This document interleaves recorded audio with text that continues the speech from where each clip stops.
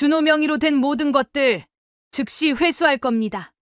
강미순의 차가운 목소리가 변호사 사무실에 울려 퍼졌습니다. 하루 전까지만 해도 평범한 청소 아르바이트를 하는 어머니로 보였던 65세 미순.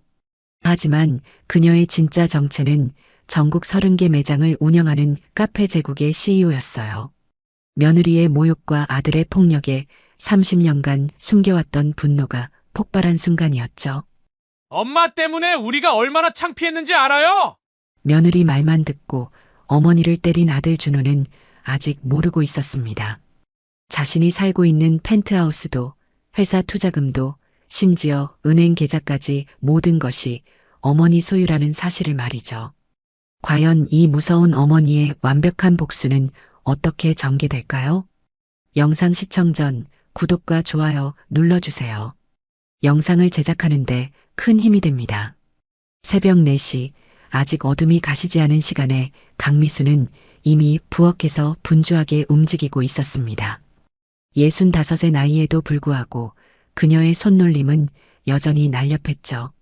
오늘은 특별한 날이었습니다. 아들 준호와 며느리 지은이 강남 펜트하우스로 이사한 후 첫 집들이 파티가 열리는 날이거든요. 미수는 정성스럽게 밀가루를 체에 내리며 혼자 중얼거렸습니다. 우리 준호가 어릴 때부터 좋아하던 수제 쿠키를 만들어야겠어. 카라멜 마카롱도 함께 준비하면 지은이도 좋아하겠지. 사실 미순에게는 아무도 모르는 비밀이 있었습니다.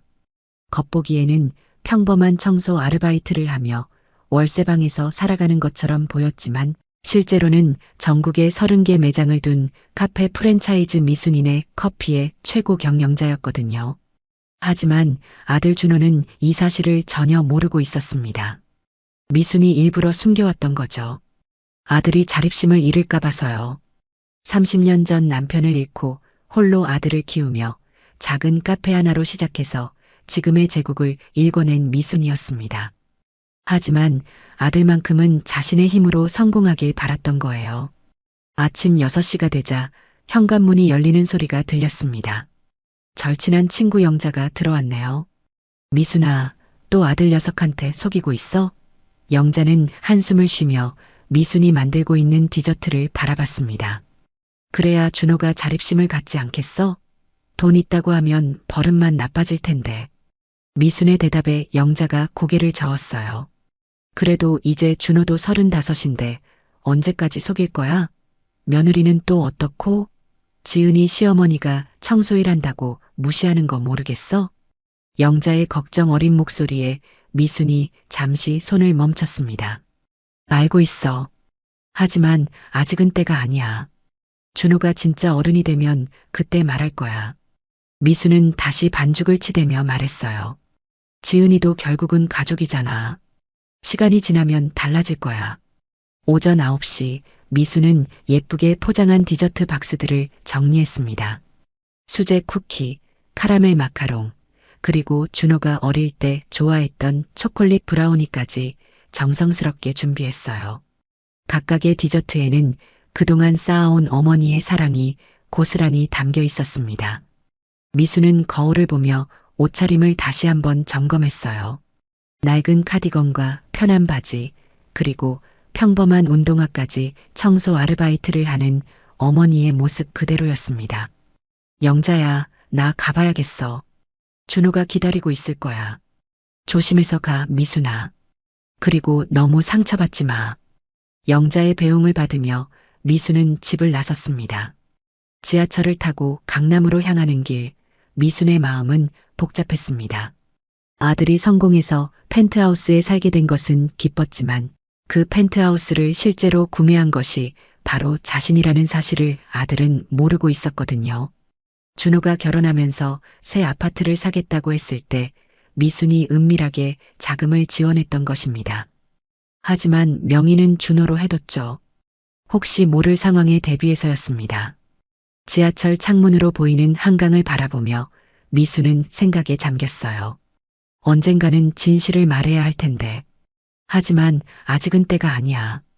오전 11시 미수는 준호의 펜트하우스에 도착했습니다.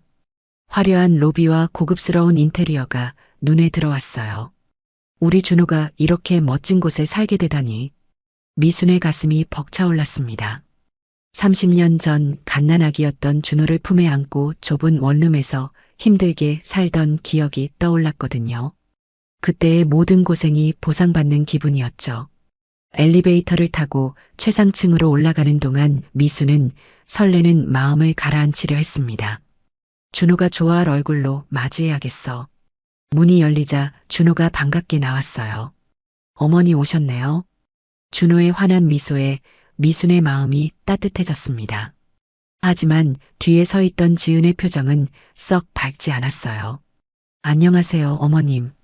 지은의 인사는 건성이었습니다. 목소리에도 별다른 감정이 느껴지지 않았죠. 미수는 애써 밝은 표정을 지으며 거실로 들어갔어요. 와, 정말 멋지다. 준호야, 내가 이런 곳에서 살게 되다니 어머니가 얼마나 자랑스러운지 몰라. 미순의 진심 어린 칭찬에 준호가 환하게 웃었습니다. 어머니, 뭘 이렇게 많이 가져오셨어요? 준호가 미순이 들고 온 디저트 박스들을 보며 물었어요. 오늘 집들이라고 해서 정성껏 준비해 왔어. 내가 어릴 때부터 좋아하던 쿠키랑 마카롱도 만들어 왔고. 미수는 상자를 열어 보이며 설명했습니다. 색깔 고운 쿠키와 윤기 나는 마카롱에서 달콤한 향이 퍼졌어요. 하지만 지은의 얼굴이 미묘하게 일그러지는 것을 미순이 놓치지 않았습니다. 뭔가 마음에 들지 않는 표정이었거든요. 어머님, 포장지가 좀 투박하네요. 지은의 첫마디였습니다. 미순의 가슴이 철렁했어요. 투박하다니? 그래도 정성껏 포장한 건데. 준호가 어색한 분위기를 감지하고 말을 끼웠습니다. 지은아, 어머니가 직접 만드신 거야. 맛있을 거야. 하지만 지은의 표정은 여전히 썩 좋지 않았어요. 어머님, 오늘 친구들이 많이 와요. 좀 조용히 계셔주세요. 지은의 말에 미순이 당황했습니다. 조용히 계시라니? 왜 그런 말을 하는 거지? 미순은 지은의 진위를 파악하려 했지만 쉽지 않았어요. 그래, 알겠어. 방해 안 되게 조용히 있을게. 미순이 고개를 끄덕이며 대답했습니다. 하지만 마음 한편으로는 서운함이 밀려왔어요. 30년 동안 아들을 키우며 한 번도 집들이에 초대받지 못했던 어머니였는데 이제야 처음 온 자리에서 조용히 있으라는 말을 들으니 가슴이 아팠습니다. 오후 1시가 되자 펜트하우스 현관에서 벨소리가 울리기 시작했습니다. 지은의 친구들이 하나둘씩 도착하고 있었어요. 모두 화려한 명품으로 치장한 젊은 여성들이었습니다. 지은아, 정말 대박이다. 이 집 완전 럭셔리하네. 첫 번째로 들어온 친구가 감탄사를 연발했어요. 우와, 한강뷰까지 완벽하네. 부러워 죽겠어. 두 번째 친구도 휴대폰을 꺼내 사진을 찍기 시작했습니다. 지은이 뿌듯한 표정으로 친구들을 맞이했어요. 어서 와, 다들. 오늘 준비 많이 했어. 친구들이 거실로 들어오자 미수는 자연스럽게 구석으로 물러났습니다. 방해가 되지 않으려고 했던 거죠. 그런데 지은이 갑자기 큰 소리로 말했어요. 아, 그런데 여러분 죄송해요. 시어머니가 음식을 가져오셔서 냄새가 좀 날 거예요. 미순의 얼굴이 순간 하얘졌습니다. 친구들 앞에서 자신의 음식을 그런 식으로 말하다니. 어머, 어떤 음식이에요? 한 친구가 호기심 어린 표정으로 물었어요. 집에서 만든 쿠키 같은데요. 포장도 너무 촌스럽고. 지은이 손사래를 치며 대답했습니다. 아, 그래도 정성이겠네요. 다른 친구가 어색하게 웃으며 말했지만 지은의 표정은 여전히 못마땅했어요. 지은아, 근데 남편분 직장이 어디라고 했지? IT 회사 과장이라고 했나? 한 친구가 질문했습니다. 응, 꽤 괜찮은 회사야. 앞으로 더 승진할 예정이고. 지은이 자랑스럽게 대답했어요.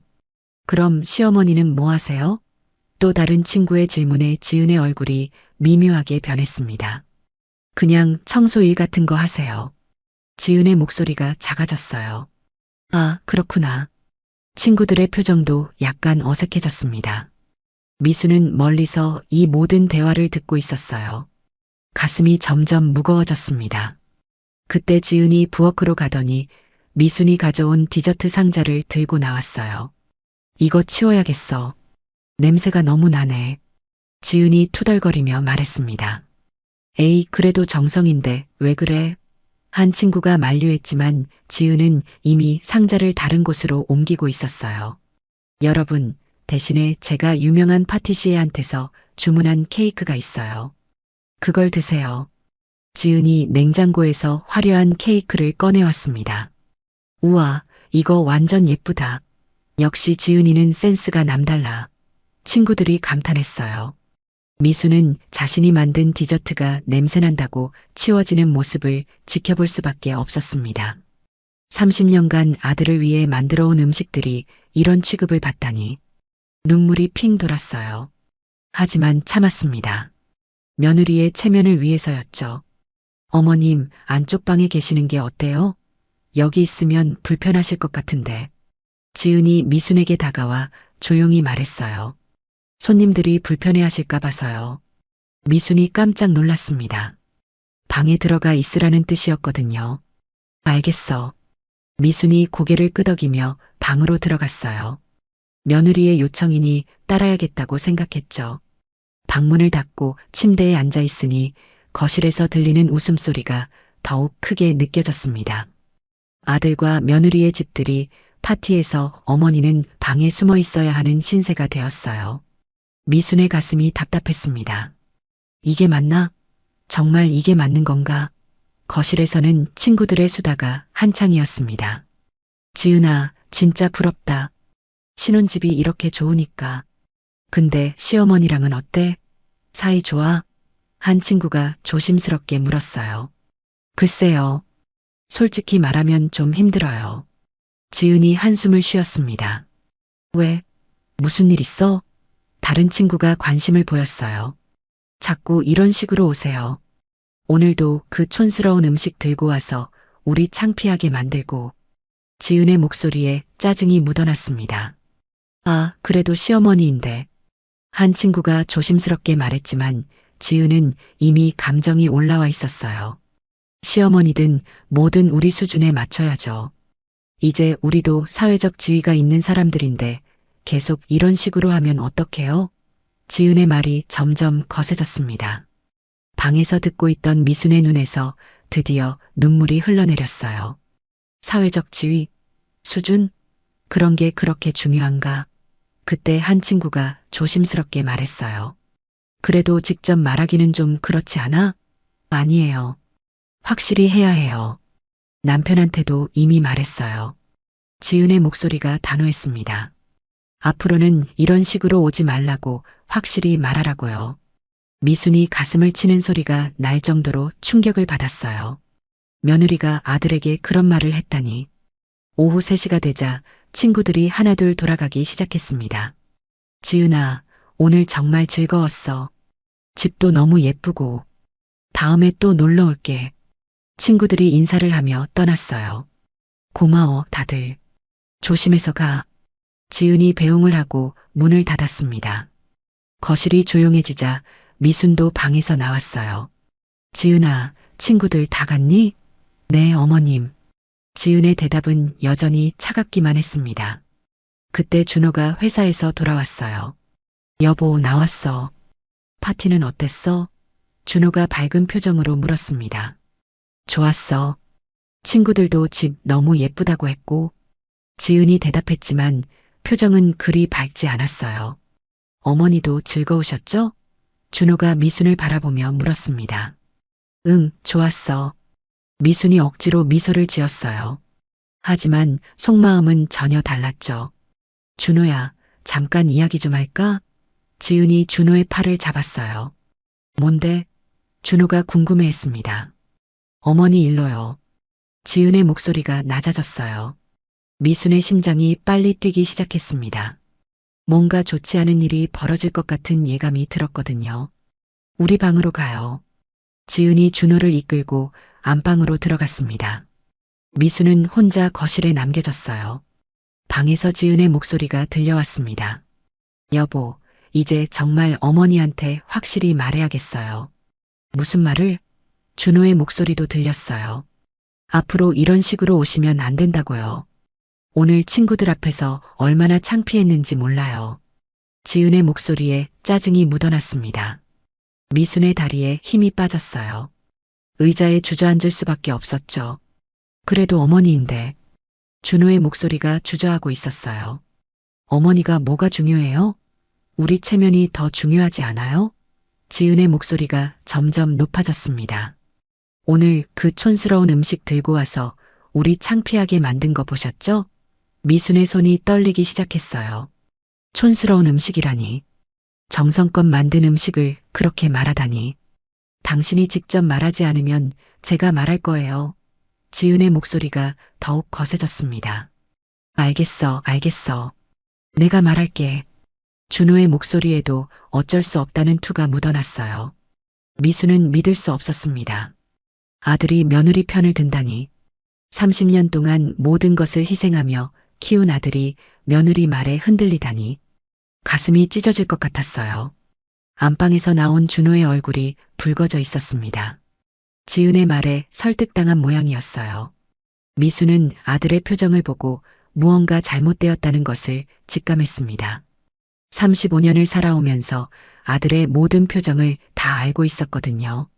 지금 준호의 얼굴은 화가 난 얼굴이었어요. 그것도 자신에게 화가 난 얼굴이었습니다. 어머니, 준호가 미순에게 다가왔어요. 목소리에 이미 날이 서 있었습니다. 미순의 심장이 빨리 뛰기 시작했어요. 응, 준호야. 뭔데? 미순이 최대한 자연스럽게 대답하려 했지만 목소리가 떨렸습니다. 준호야, 무슨 일이야? 표정이 왜 그래?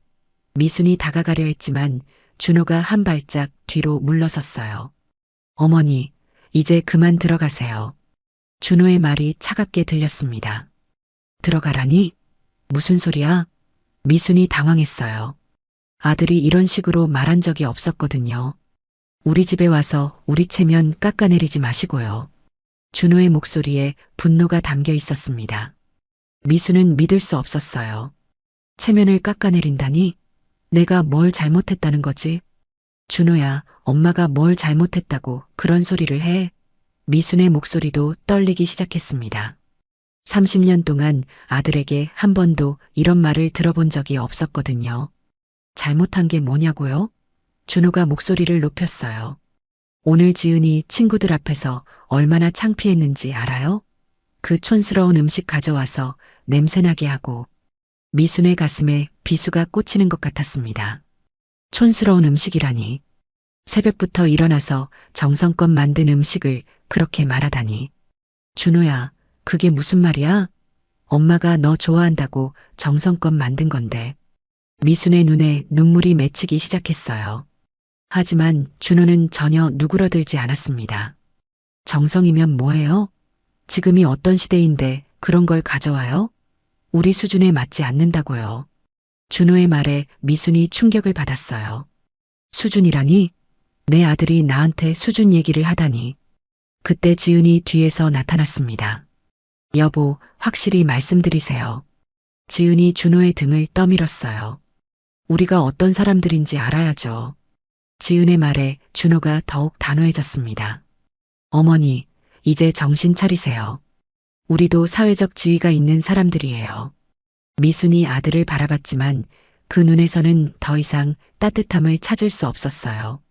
30년 전 갓난아기였을 때의 준호는 어디 갔을까요? 사회적 지위. 준호야, 그게 그렇게 중요하니?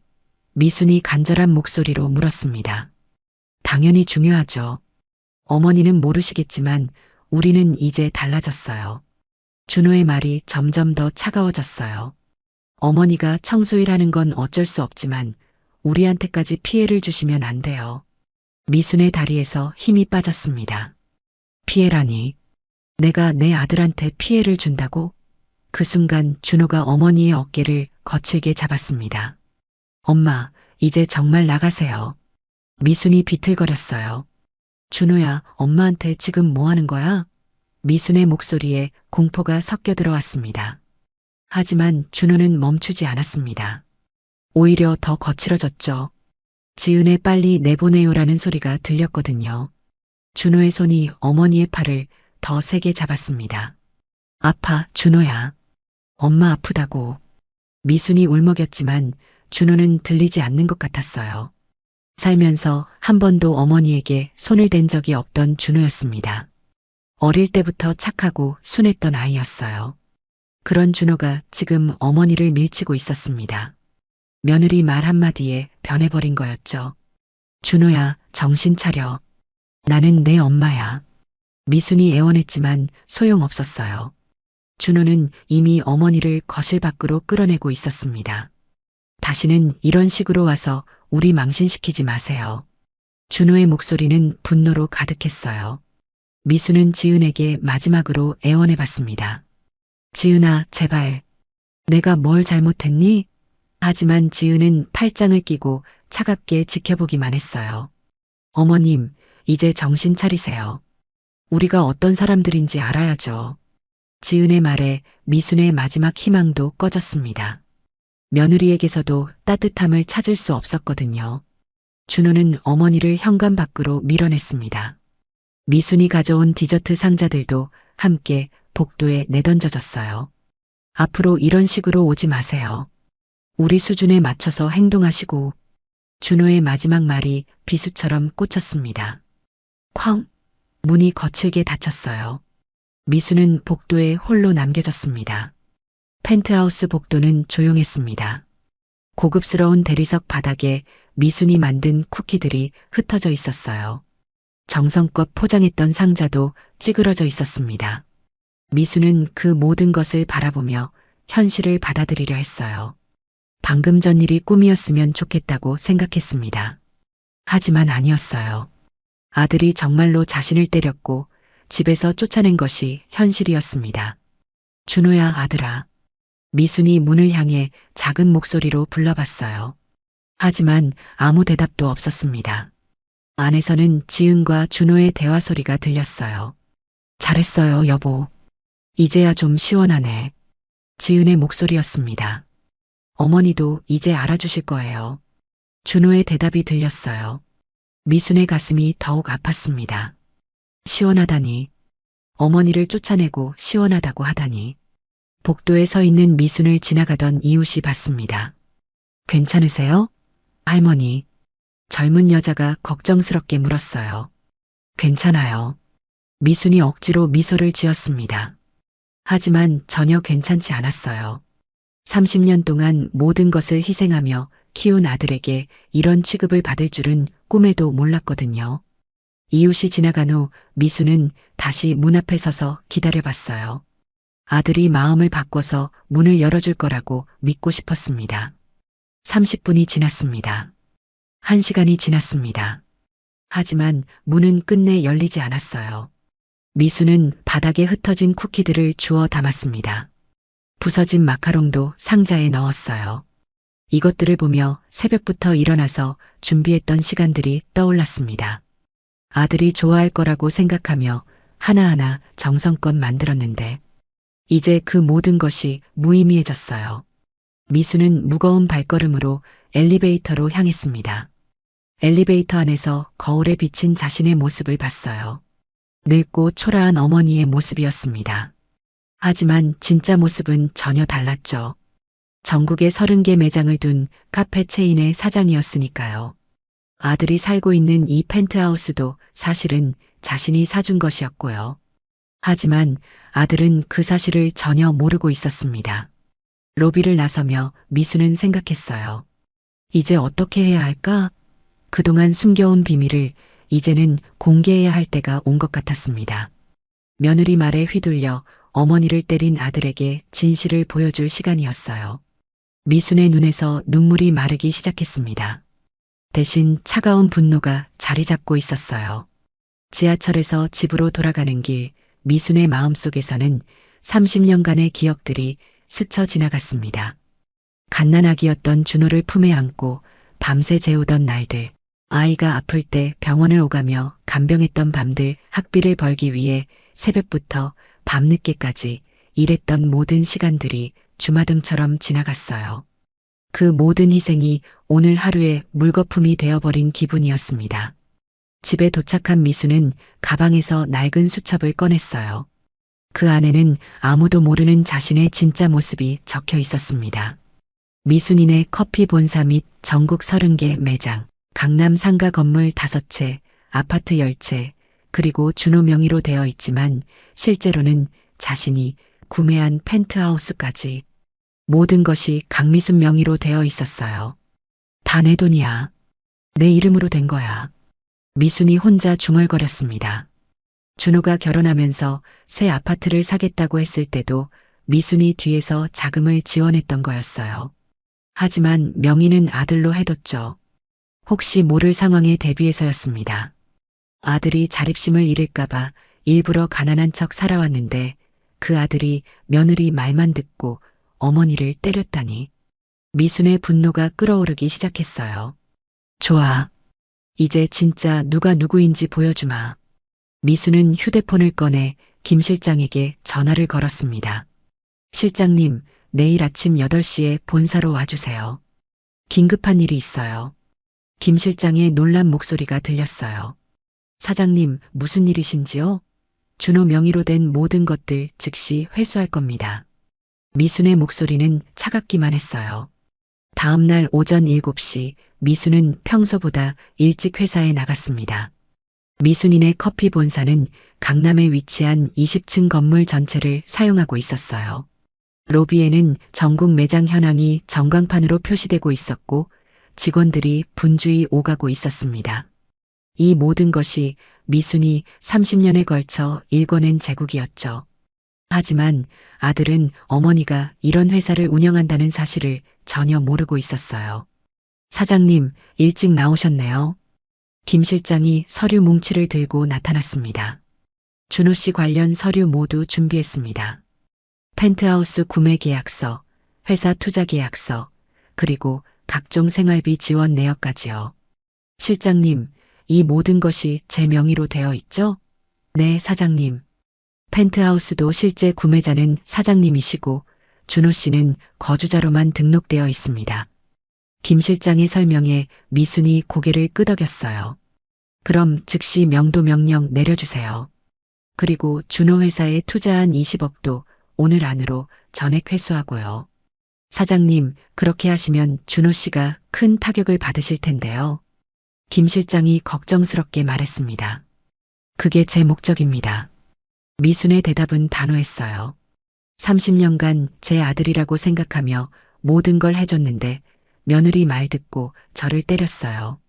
김 실장이 사정을 듣고 나서야 미순의 결심을 이해했습니다. 같은 시각 준호는 회사에서 평소와 같이 업무를 보고 있었습니다. 어제 어머니를 내쫓은 일에 대해서는 별로 죄책감을 느끼지 않고 있었어요. 오히려 지은이 좋아할 거라고 생각했죠. 드디어 시어머니 문제를 해결했다고 생각하며 기분 좋게 일을 하고 있었습니다. 준호 씨, 잠깐 사장실로 오세요. 회사 사장이 급하게 준호를 불렀어요. 준호는 무슨 일인지 모른 채 사장실로 향했습니다. 혹시 승진 얘기인가 싶어 기대하는 마음도 있었어요. 사장실 문을 열자 사장의 얼굴이 창백해져 있었습니다. 준호 씨, 큰일 났습니다. 우리 회사 최대 투자자가 갑자기 투자금을 전액 회수하겠다고 통보해 왔어요. 준호가 깜짝 놀랐어요. 투자금이요? 얼마나 되는데요? 20억입니다. 오늘 오후 5시까지 갚으라고 합니다. 사장의 말에 준호의 얼굴이 하얘졌어요. 20억이라니? 갑자기요? 왜 그러는 거죠? 계약서에는 최소 6개월 전에 통보하기로 되어 있는데 특약 조항에 중대한 사유가 발생할 경우 즉시 회수 가능하다고 되어 있더라고요. 사장이 계약서를 보여줬습니다. 준호 씨, 혹시 투자자와 개인적인 문제가 있으셨나요? 사장의 질문에 준호가 고개를 저었어요. 자신이 알기로는 투자자는 대형 펀드였거든요.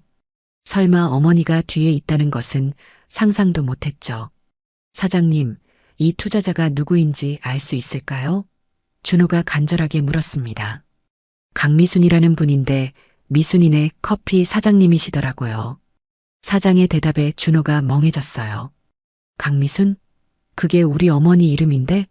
하지만 설마 그럴 리가 없다고 생각했습니다. 어머니는 청소 아르바이트를 하는 분이니까요.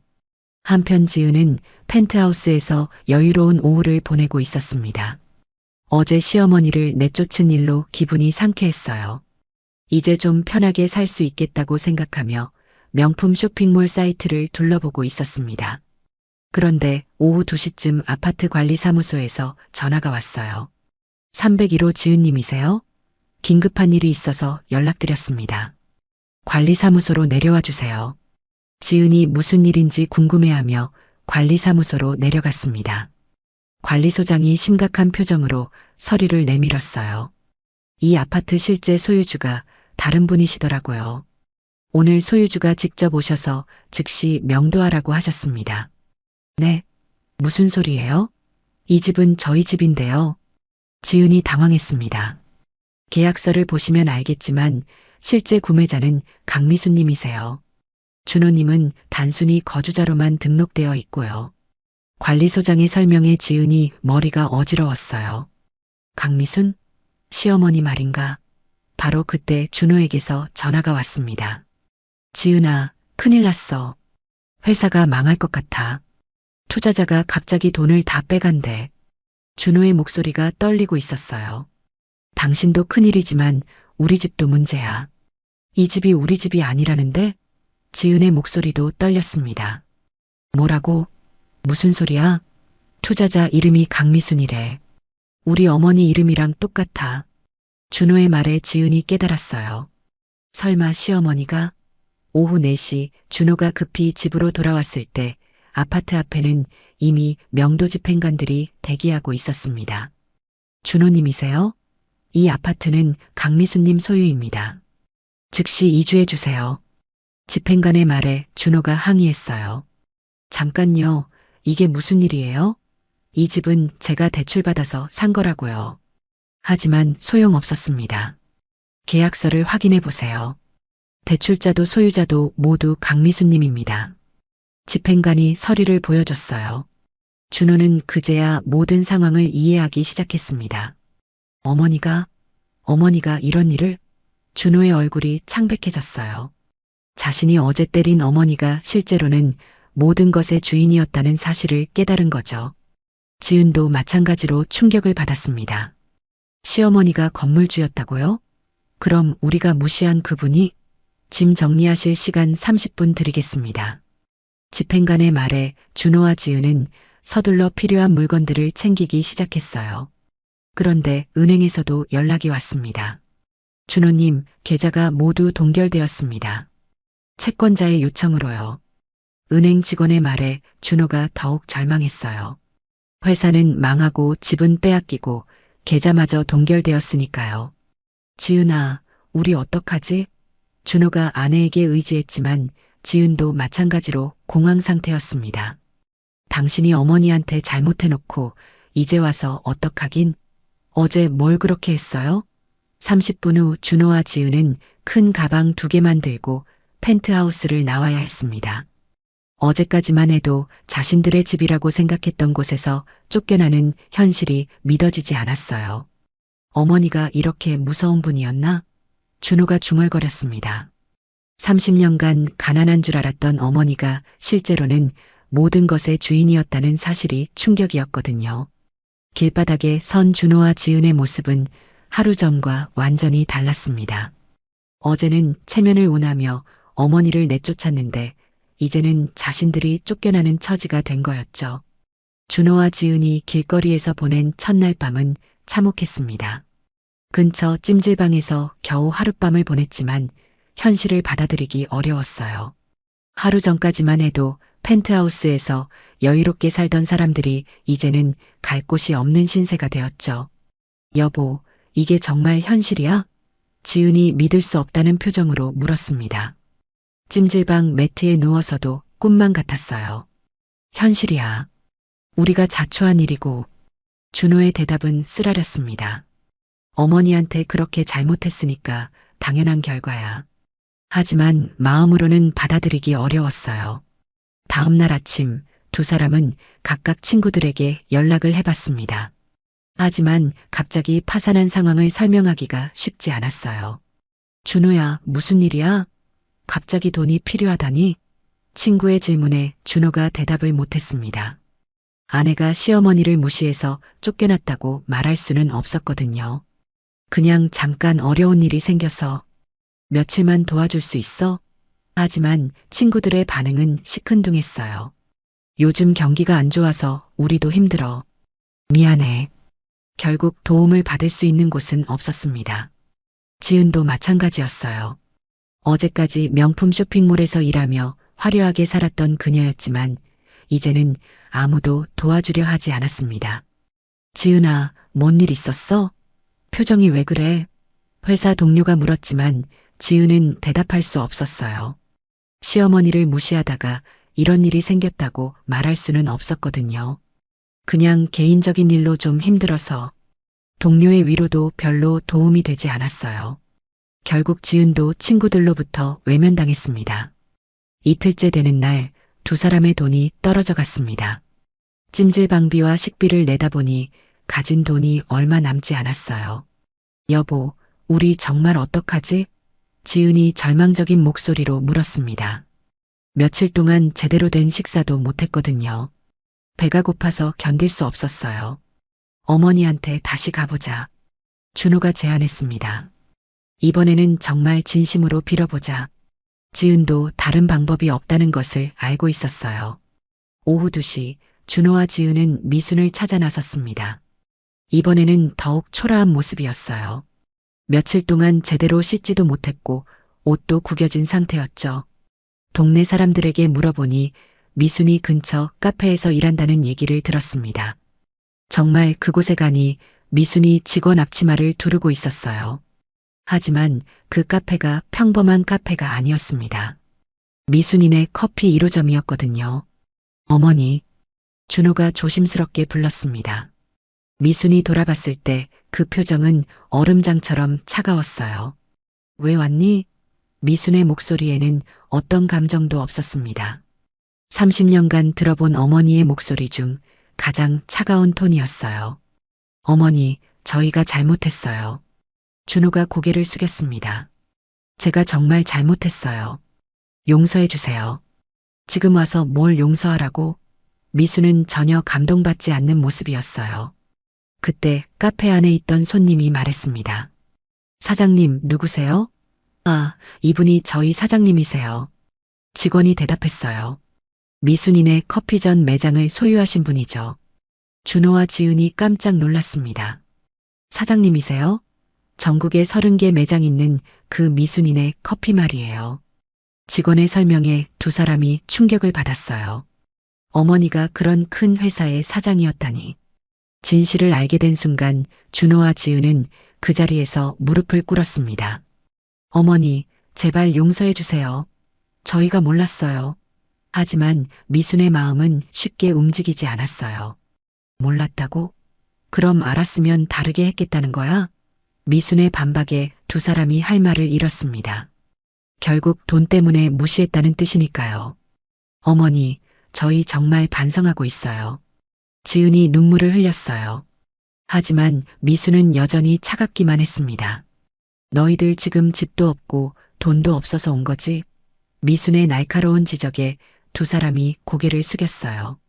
체면 때문에 쫓아냈던 사람한테 와서 빌어?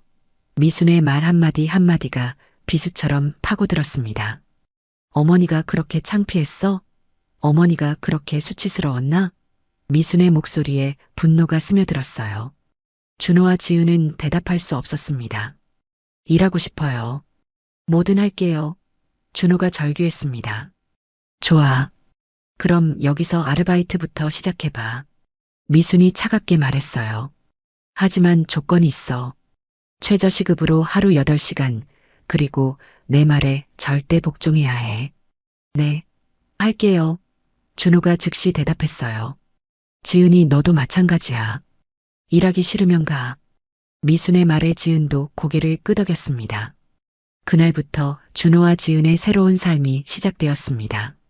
아침 6시에 출근해서 밤 10시까지 카페에서 일하는 생활이었어요. 처음에는 모든 것이 서툴렀습니다. 커피 만드는 법도 모르고 손님 응대하는 것도 어색했어요. 여보, 이게 정말 우리 인생이야? 지은이 지친 목소리로 물었습니다. 우리가 자초한 일이야.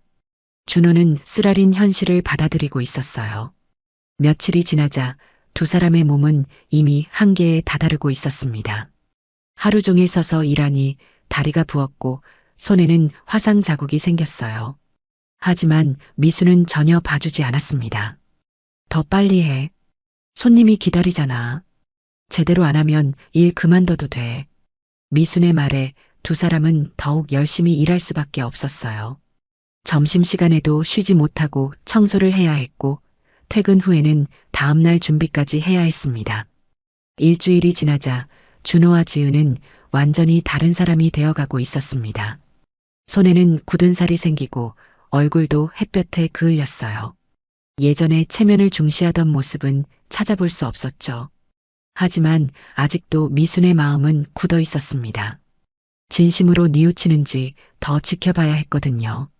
너희들이 진짜로 변할 때까지 계속할 거야. 미수는 혼자 중얼거렸습니다. 어느 날 카페에 불쾌한 손님이 나타났습니다.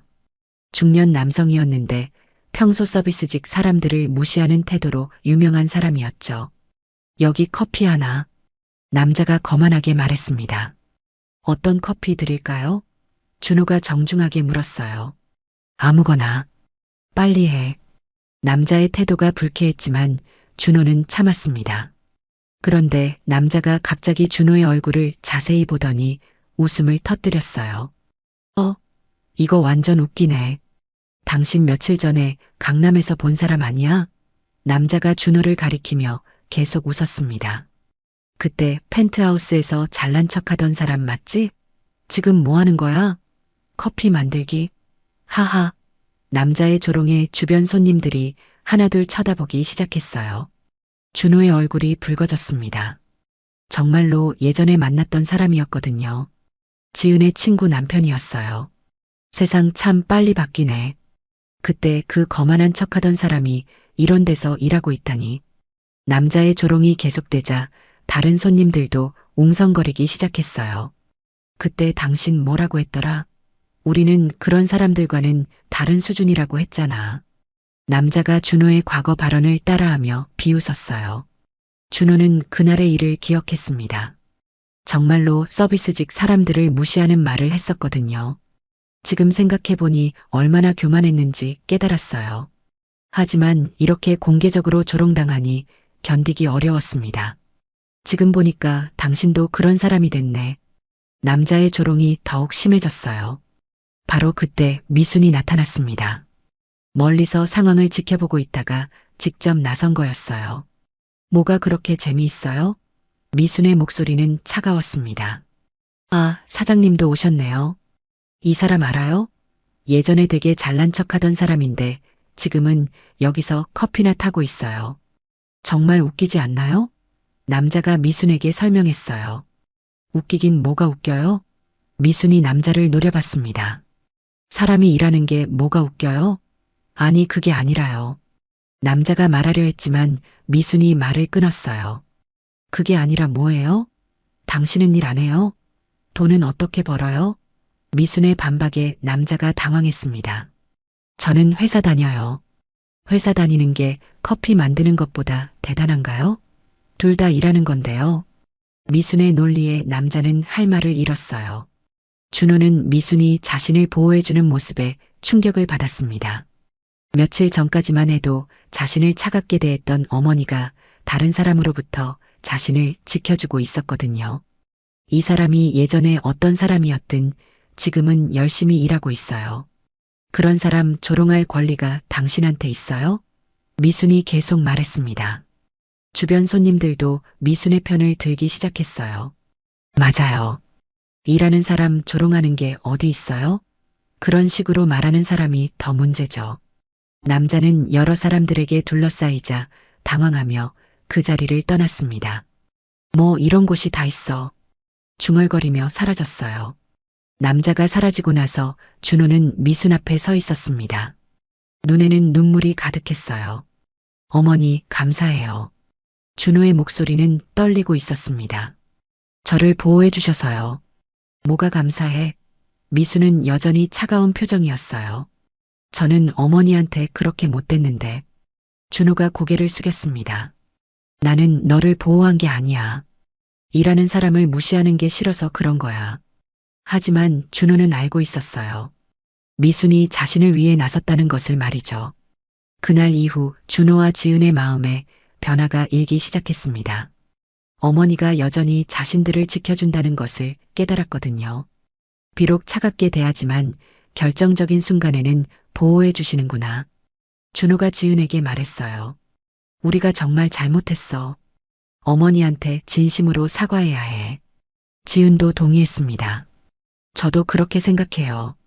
어머니 마음을 이해할 수 있을 것 같아요. 한 달이 지나자 두 사람은 카페 일에 완전히 적응했습니다. 커피 만드는 솜씨도 늘었고 손님 응대도 자연스러워졌어요. 무엇보다 일하는 사람들의 마음을 이해하게 되었습니다. 예전에는 서비스직을 무시했지만 이제는 모든 일이 소중하다는 것을 알았어요. 어서 오세요. 지은이 밝게 인사했습니다. 예전의 교만한 모습은 찾아볼 수 없었죠. 손님들도 지은의 친절한 서비스에 감동했어요. 어느 날 지은이 미순에게 다가왔습니다. 어머님, 그동안 정말 죄송했어요. 지은의 목소리에는 진심이 담겨 있었습니다.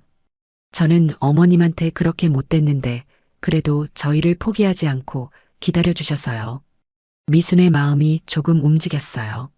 한 달 동안 힘든 일을 하면서도 불평 한 번 안 하고 버틴 며느리를 보며 진심을 느끼기 시작했거든요. 지은아, 힘들지? 미순이 처음으로 며느리의 이름을 불렀어요. 네, 힘들어요. 하지만 이렇게 어머님 곁에 있을 수 있어서 다행이에요. 지은의 대답에 미순의 마음에 변화가 일어났습니다. 며느리가 진심으로 뉘우치고 있다는 것을 느꼈거든요. 그날 저녁 미순은 처음으로 두 사람을 집으로 초대했어요. 오늘은 좀 일찍 끝내자. 집에 와서 제대로 된 밥 먹어. 미순의 말에 준호와 지은이 감격했습니다. 미순의 집에서 가족 식사를 한 것은 정말 오랜만이었어요. 미순이 직접 만든 따뜻한 밥과 반찬들이 상에 올라왔습니다. 맛있어요. 정말 맛있어요. 지은은 눈물을 흘리며 밥을 먹었어요. 한 달 전에는 냄새난다고 했던 음식이 이제는 세상에서 가장 맛있는 음식이었습니다. 준호도 마찬가지였어요. 어머니, 죄송해요. 이렇게 맛있는 음식을 냄새난다고 했다니. 미수는 두 사람을 지켜보며 복잡한 감정을 느꼈습니다. 분노는 아직 남아 있었지만 그래도 가족이라는 생각도 들었어요. 하지만 아직 완전히 용서할 준비는 되지 않았습니다. 더 지켜봐야 했거든요. 진짜로 변했는지 말이에요. 너희들 많이 변했다. 미순이 말했어요. 하지만 아직 부족해. 더 노력해야 해. 네, 어머니. 두 사람이 동시에 대답했습니다. 두 달째가 되자 준호와 지은은 완전히 다른 사람이 되어 있었습니다. 예전에 체면을 중시하던 모습은 찾아볼 수 없었어요. 오히려 겸손하고 성실한 사람들로 변해 있었죠. 손님들도 두 사람의 변화를 알아챘습니다. 사장님들 정말 친절해졌네요. 처음에는 좀 어색했는데 이제는 정말 편해요. 손님들의 칭찬에 두 사람이 뿌듯해했어요. 어느 날 준호가 미순에게 말했습니다. 어머니, 저 이제 알 것 같아요. 뭘 알았는데? 미순이 물었어요. 진짜 소중한 게 뭔지요. 체면이나 돈이 아니라 사람의 마음이 제일 중요한 거더라고요. 준호의 말에 미순이 놀랐어요. 정말로 아들이 변했다는 것을 느꼈거든요. 지은도 마찬가지였어요. 어머님, 저도 많이 배웠어요. 일하는 사람들의 소중함을요. 석 달이 지나자 미순의 마음도 조금씩 풀리기 시작했습니다. 두 사람이 진심으로 뉘우치고 변했다는 것을 확신할 수 있었거든요. 하지만 아직 완전한 용서는 아니었어요. 더 시간이 필요했습니다.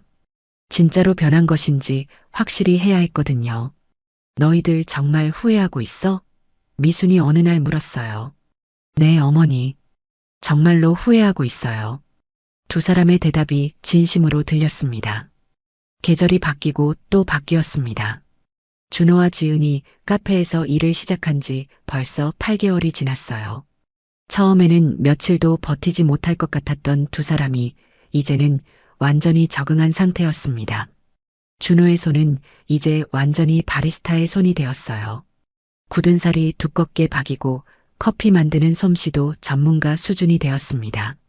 지은도 마찬가지였습니다. 예전에는 손톱에 매니큐어를 칠하고 다녔지만 이제는 투박해진 손으로 진심을 담아 서비스하고 있었어요. 어머니, 어깨 아프시죠? 제가 마사지해 드릴게요. 준호가 어머니 뒤로 가서 어깨를 주물러줬습니다. 어머니를 때렸던 바로 그 손으로 이제는 어머니를 보살피고 있었어요. 미수는 아들의 손길을 느끼며 복잡한 감정에 빠졌습니다. 이 손으로 나를 때렸었는데, 하지만 이제는 그 손이 자신을 보살피고 있었어요. 준호야, 그만해도 돼. 미순이 말했지만 준호는 계속 어머니의 어깨를 주물러줬습니다. 어머니, 30년 동안 저 때문에 고생 많이 하셨어요. 앞으로는 제가 어머니를 보살펴 드릴게요. 준호의 목소리에는 진심이 담겨 있었어요. 너도 힘들었을 텐데 무슨 소리야? 미수는 아들의 변화에 놀라고 있었습니다. 8개월 전에 준호와는 완전히 다른 사람이 되어 있었거든요. 35살이 되어서야 비로소 진짜 어른이 된 것 같았어요. 지은도 마찬가지였습니다. 어머님, 제가 저녁 준비할게요. 어머님은 좀 쉬세요. 예전에는 시어머니가 해주는 것을 당연하게 여겼지만 이제는 오히려 자신이 챙기려 했습니다.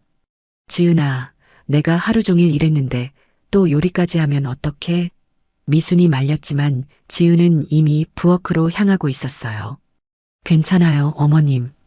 어머님이 저희한테 해주셨던 것에 비하면 이건 아무것도 아니에요. 지은의 말에 미순의 마음이 따뜻해졌습니다. 저녁 시간 세 사람은 함께 식사를 했어요. 이전과는 완전히 다른 분위기였습니다. 그때는 지은이 미순의 음식을 무시했지만 이제는 감사한 마음으로 받아들이고 있었죠. 어머님, 이 김치 정말 맛있어요. 지은이 진심으로 말했습니다. 어떻게 만드는 건지 가르쳐 주세요. 언젠가는 제가 어머님한테 맛있는 음식 해드리고 싶어요. 지은의 말에 미수는 감동했습니다. 식사 후 준호가 설거지를 하고 지은이 청소를 했어요. 미수는 그런 모습을 지켜보며 그날을 떠올렸습니다. 그때는 체면이 중요하다고 했는데 이제 두 사람에게서는 교만함을 찾아볼 수 없었어요. 진심으로 뉘우치고 변한 모습이었습니다. 어머님, 발 마사지해 드릴게요. 지은이 미순 앞에 무릎을 꿇고 앉았습니다. 전에는 시어머니 앞에서 무릎 꿇는 것도 싫어했던 사람이었는데 말이에요. 지은아, 그러지 마. 내가 더 힘들었을 텐데. 미순이 만류했지만 지은은 이미 어머니의 발을 주무르기 시작했습니다. 어머님, 그동안 참고 견뎌주셔서 감사해요. 지은의 눈에 눈물이 맺혔어요. 저는 정말 나쁜 며느리였는데 그래도 포기하지 않고 기다려주셨어요. 미순도 눈물이 났습니다. 그간의 시간이 모든 것을 바꾸어 놓았어요. 분노와 원망이 아닌 사랑과 용서의 감정이 마음속에서 자라나고 있었습니다. 우리 모두 많이 변했네. 미순이 중얼거렸어요. 어머님이 저희를 변하게 해주신 거예요. 준호가 말했습니다. 만약 어머님이 그날 그냥 용서해 주셨다면 저희는 변하지 않았을 거예요. 맞아요. 지은도 동의했어요. 고생을 해봐야 사람의 마음을 알 수 있는 것 같아요. 두 사람의 말에 미순이 고개를 끄덕였습니다. 정말로 그들이 변했다는 것을 확신할 수 있었어요. 그날 밤 미순은 혼자서 생각에 잠겼습니다. 8개월 전에 시작한 복수가 이제는 복수가 아닌 것 같았어요. 오히려 가족 모두가 성장하는 시간이었죠. 이제 정말 끝날 때가 된 것 같아. 미수는 마음속으로 다짐했습니다. 준호와 지은이 진심으로 뉘우치고 변했다는 것을 확신할 수 있었거든요. 하지만 한 가지 더 확인하고 싶은 게 있었어요. 정말로 진심에서 우러나온 변화인지 말이죠. 다음 날 미수는 두 사람에게 특별한 제안을 했습니다. 준호야, 지은아. 너희들한테 기회를 줄까 해. 무슨 기회요? 준호가 궁금해했어요. 작은 카페 하나를 맡겨볼까 생각하고 있어. 너희들이 직접 운영하는 거야. 두 사람이 깜짝 놀랐어요. 정말요? 하지만 조건이 있어. 미순이 진지하게 말했습니다. 진심으로 정성으로 손님들을 대해야 해. 그리고 항상 겸손한 마음을 잃지 말아야 하고. 네, 꼭 그렇게 하겠어요. 두 사람이 동시에 대답했습니다. 그럼 다음 주부터 준비하자. 작은 매장이지만 너희들 정성으로 키워나가길 바라. 미순의 말에 준호와 지은이 눈물을 흘렸어요. 어머님, 정말 감사해요. 이런 기회를 주셔서. 하지만 미순의 조건은 까다로웠습니다. 매일 매출 보고를 해야 하고 손님 불만이 들어오면 즉시 개선해야 했어요. 그리고 가장 중요한 것은 초심을 잃지 않는 것이었죠. 일주일 후 준호와 지은은 새로운 매장 준비에 한창이었습니다. 작은 카페였지만 정성껏 준비했어요. 인테리어부터 메뉴까지 모든 것을 직접 결정했습니다. 여보, 정말 우리가 할 수 있을까? 지은이 걱정스럽게 물었어요. 할 수 있어. 어머님이 가르쳐 주신 대로 하면 돼. 준호가 자신 있게 대답했습니다. 두 사람은 그동안 배운 모든 것을 이 카페에 쏟아부으려 했어요. 개업 준비를 하면서 두 사람은 과거를 되돌아봤습니다.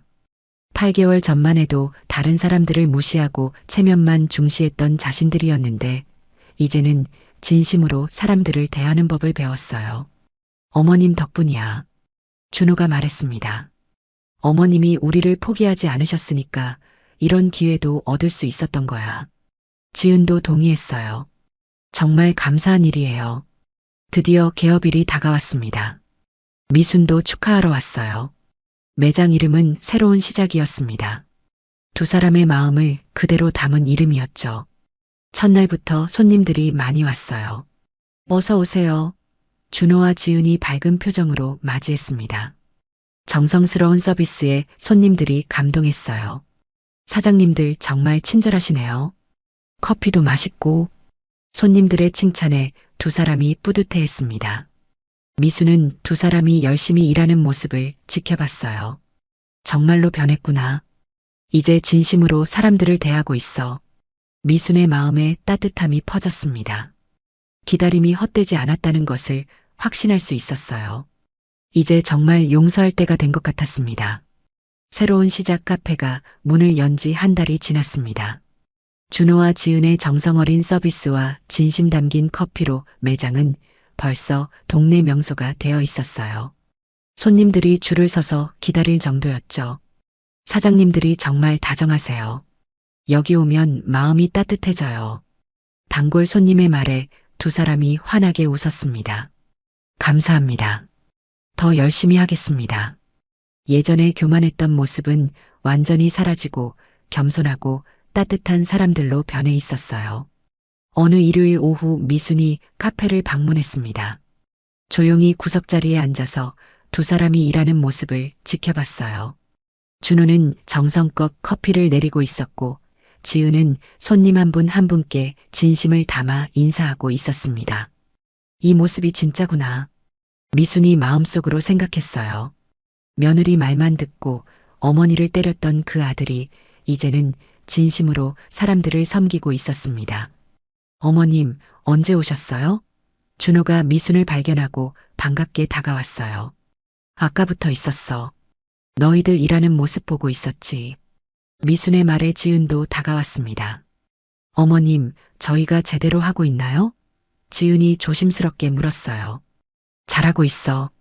정말 많이 변했다. 미순의 칭찬에 두 사람이 기뻐했습니다. 하지만 미순의 표정은 여전히 진지했어요. 뭔가 중요한 말을 하려는 것 같았거든요. 준호야, 지은아. 오늘 저녁에 우리 집으로 와. 할 말이 있어. 미순의 말에 두 사람이 긴장했어요. 혹시 뭔가 잘못한 게 있나 싶었거든요. 네, 어머님. 준비되는 대로 바로 갈게요. 준호가 대답했습니다. 그날 저녁 두 사람은 조심스럽게 미순의 집을 찾았어요. 거실 탁자에는 정성껏 준비한 음식들이 가득 차려져 있었습니다. 예전에 냄새난다고 했던 바로 그런 음식들이었어요. 앉아봐. 미순의 목소리는 평소보다 부드러웠습니다. 준호와 지은이 조심스럽게 앉았어요. 할 말이 있어서 불렀어. 미순이 입을 열었습니다. 오늘이 정확히 9개월 전 그날이야. 미순의 말에 두 사람이 몸을 움츠렸습니다. 어머님, 준호가 죄송한 표정을 지었어요. 말 끝까지 들어봐. 미순이 손을 들어 제지했습니다. 9개월 전 그날 너희들은 내가 창피하다고 했지. 시골 냄새난다고 했고 지은의 눈에 눈물이 맺혔어요. 시간이 지났지만 여전히 죄책감이 컸습니다. 그래서 나는 너희들에게 진짜 창피함이 뭔지 보여주려고 했어. 모든 재산을 빼앗고 집에서 쫓아내고 카페에서 일하게 만들었지. 미순의 목소리는 담담했어요. 어머님, 저희가 정말 잘못했어요. 준호가 고개를 숙였습니다. 그런데 말이야. 미순이 계속했습니다. 그동안 너희들을 지켜보니까 정말 많이 변했더라. 처음에는 며칠도 못 버틸 줄 알았는데 그래도 버텼어. 미순의 말에 두 사람이 고개를 들었어요. 어머님이 가르쳐 주신 덕분이에요. 지은이 말했어요. 가르쳐 준 게 아니야. 너희들이 스스로 깨달은 거야. 미순의 말에 두 사람은 서로를 바라봤습니다. 고생을 해보니까 사람의 마음을 알게 됐지? 네, 정말 많이 배웠어요. 준호가 진심으로 대답했습니다. 예전에는 일하는 사람들을 무시했는데 이제는 모든 일이 소중하다는 걸 알겠어요. 미수는 두 사람의 변화를 확인하고 나서 중요한 말을 꺼냈습니다. 준호야, 너 그동안 한 번도 불평 안 했지? 힘들어도 참고 견뎠어. 저야 당연히 해야 하는 일이었죠. 어머님한테 그렇게 잘못했는데. 준호의 목소리에는 진심이 담겨 있었어요. 지은이 너도 마찬가지야. 처음에는 못 버틸 줄 알았는데 끝까지 견뎠어. 미순이 지은을 바라봤습니다. 어머님 곁에 있을 수 있어서 감사했어요. 비록 힘들었지만 어머님과 함께할 수 있는 시간이었으니까요. 지은의 말에 미순의 마음이 완전히 녹았어요. 그리고 무엇보다 미순이 잠시 말을 멈췄습니다. 너희들이 서로를 원망하지 않았어. 힘들어도 서로 도우면서 버텼지. 정말로 그랬습니다. 그동안 준호와 지은은 서로를 탓하지 않고 함께 고난을 견뎌냈어요. 오히려 더욱 끈끈해졌죠.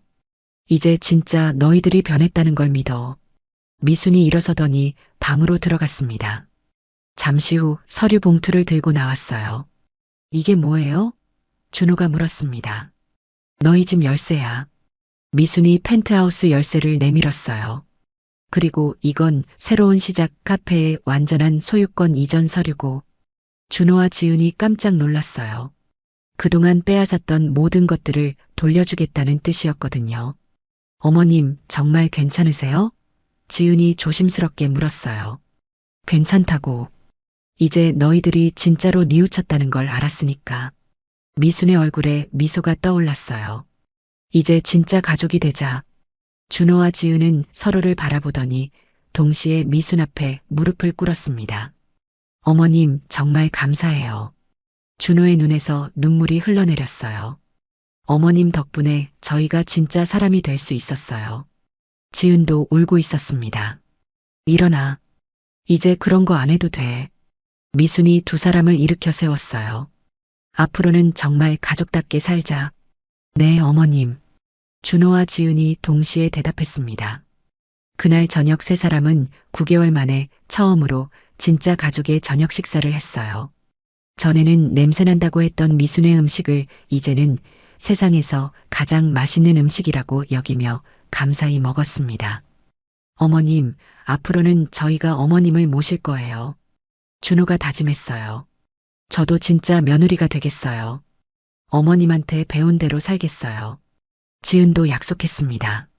몇 주 후 미수는 준호와 지은에게 또 다른 제안을 했어요. 새로운 시작 카페를 더 크게 확장해 볼까 해. 미순의 말에 두 사람이 놀랐어요. 확장이요? 응. 너희들이 정말 변했다는 걸 확인했으니까 이제 더 큰 꿈을 꿔도 될 것 같아. 미순의 계획은 대단했어요. 새로운 시작을 프랜차이즈로 만들어서 전국에 매장을 내는 것이었습니다. 하지만 조건이 있었어요. 모든 매장에서 진심과 정성을 잃지 않아야 한다는 것이었죠. 네, 꼭 그렇게 하겠어요. 두 사람이 열정적으로 대답했습니다.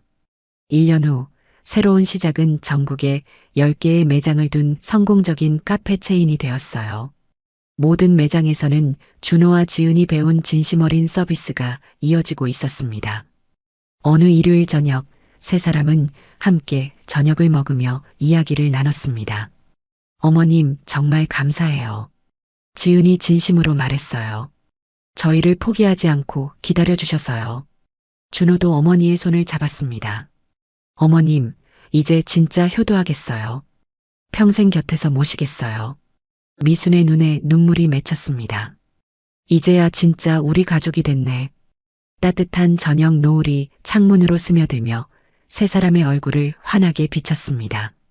복수로 시작된 이야기가 마침내 사랑과 용서, 그리고 진정한 가족의 의미를 깨닫게 해준 아름다운 결말로 끝났습니다. 가족이란 서로를 이해하고 용서하며 함께 성장해가는 것. 이것이 바로 미순이 가르쳐준 가장 소중한 교훈이었습니다. 며느리의 사주로 시작된 비극이 마침내 온 가족의 성장으로 이어진 완전한 승리의 이야기였어요. 오늘 이야기가 좋으셨다면 구독과 댓글, 알람 설정 잊지 마시고 소중한 댓글 하나가 정말 큰 힘이 됩니다. 시청해주셔서 진심으로 감사드립니다.